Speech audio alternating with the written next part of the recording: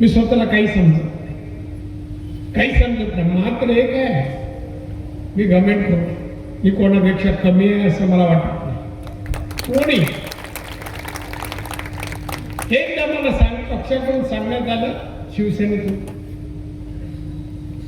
की पुण्यामध्ये IAS लोकांची व्याख्यानं होतात, तिथे तुम्ही व्याख्यान द्यायला जा प्रशासनावर.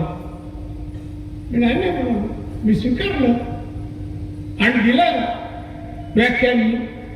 संपल्यावर सगळ्या IAS अधिकाऱ्याला राणीजी हा का आहे सर, मग त्यांना पुस्तकं दाखवली प्रशासनाची वेगवेगळी लेखकांनी.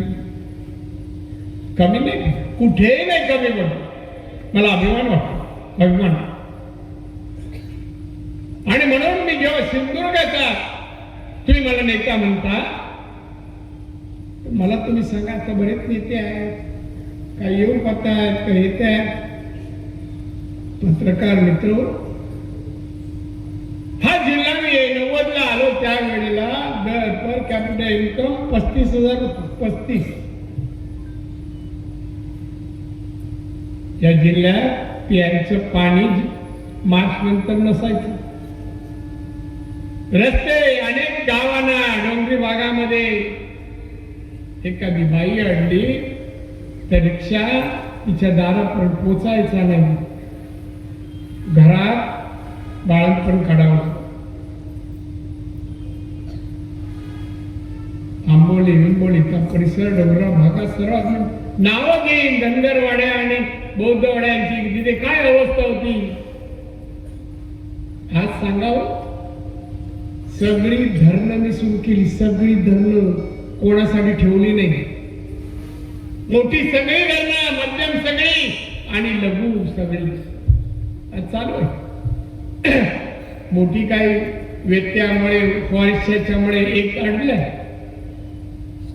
एक आमदार आणि एवढी सगळी कामं एका आयुष्यात पूर्ण केल्याचं आमदाराचं नाव सांगा, पुढाऱ्याचं नाव सांगा, किंवा होऊ घातलेल्याचं नाव सांगा. मी लिहून ठेवतो आणि वाट पाहतो. वाड्या डांबरी रस्ते पुरवले मी, वाड्यात पाहिलं नाही कोण राहत. आपले कार्यकर्ते नातेवाईक, कुठली जात पात धर्म काम करताना मी नाही पाहिलं. पक्षही नाही पाहिला. अमुक पक्षाचा आहे, त्याला पांडायचं नाही, वाटायची नाही, हे नाही. आलेला कोणी नागरिक या जिल्ह्याचा कोकणातला मान आला तर मी त्याला कधी परत पाठवलं. आजही मी फक्त खासदार आहे, माझ्या ऑफिसला माझ्या कार्यालयाची गर्दी बघा, सगळ्या विकास कामाची, नुसत्या नोकरीची नाही.